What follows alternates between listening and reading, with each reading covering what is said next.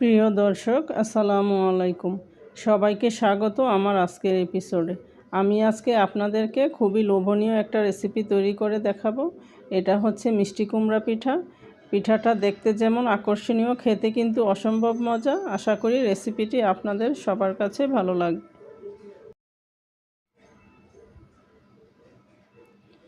এখানে একটা প্যানে আমি দিচ্ছি আধা কাপ আখের গুড়। আপনারা চাইলে খেজুরের গুড় অথবা চিনি দিয়েও পিঠাটা তৈরি করতে পারেন। অল্প একটু পানি দিয়েছি।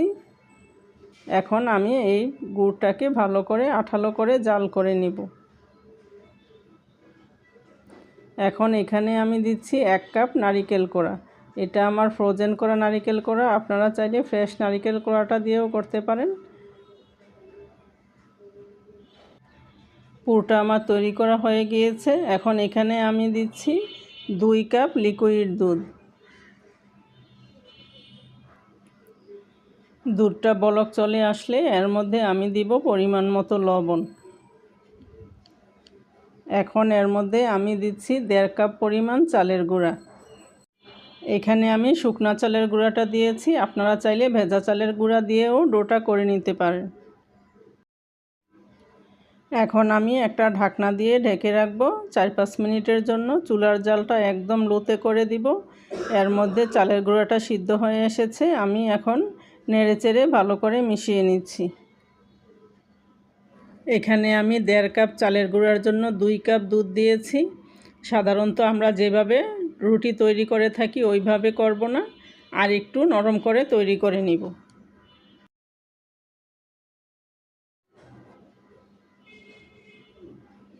একদম মসৃণ করে ডোটা আমি তৈরি করে নিয়েছি। এখন এগুলোকে আমি উঠিয়ে নিচ্ছি।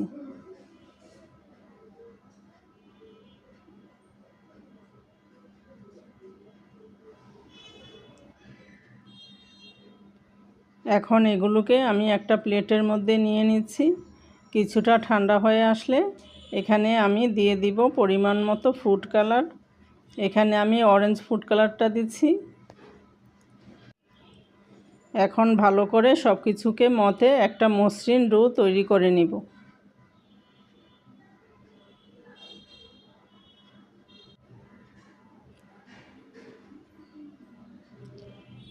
তিন চার মিনিট সময় নিয়ে একদম মসৃণ করে আমি ডোটা তৈরি করে নিয়েছি।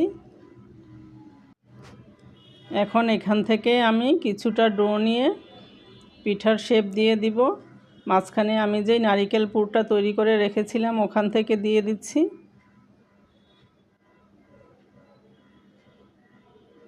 দিয়ে এখন মুখটা সিল করে দিব। দিয়ে আমি একদম গোল করে এটাকে শেপ দিয়ে দিব।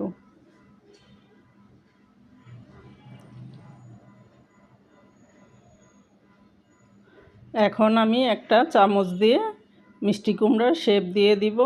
নিচে থেকে এভাবে উপরের দিকে উঠালেই শেপটা হয়ে যাবে। একদম সহজ, আপনারা একবার চেষ্টা করলেই এটা পারবেন।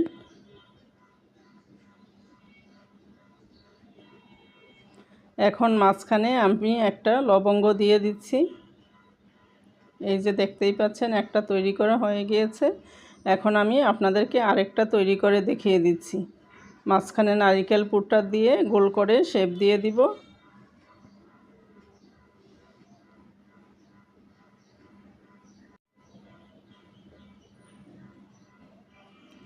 এখন মাঝখানে হাত দিয়ে চেপে আমি একটু মিষ্টি কুমড়ার শেপ দিয়ে দিচ্ছি।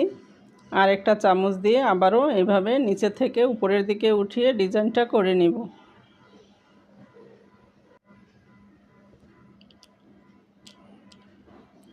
আপনারা চাইলে আপনাদের পছন্দ মতো যে কোনো শেপে দিতে পারেন।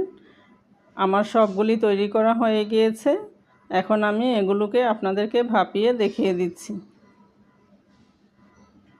এখানে একটা কড়াইয়ের মধ্যে আমি পানি দিয়ে গরম করে নিয়েছি। এর উপরে একটা ছিদ্রযুক্ত প্লেট দিয়েছি। এর মধ্যে দিয়ে এখন আমি ঢেকে 4-5 মিনিট এগুলোকে ভাপিয়ে নিব।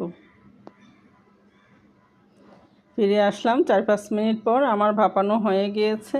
খুবই আকর্ষণীয় একটা রেসিপি, একদম অল্প সময়ে তৈরি করা যায়। আশা করি রেসিপিটি আপনাদের সবার ভালো লেগেছে। সবাই ভালো থাকবেন। আল্লাহ হাফেজ।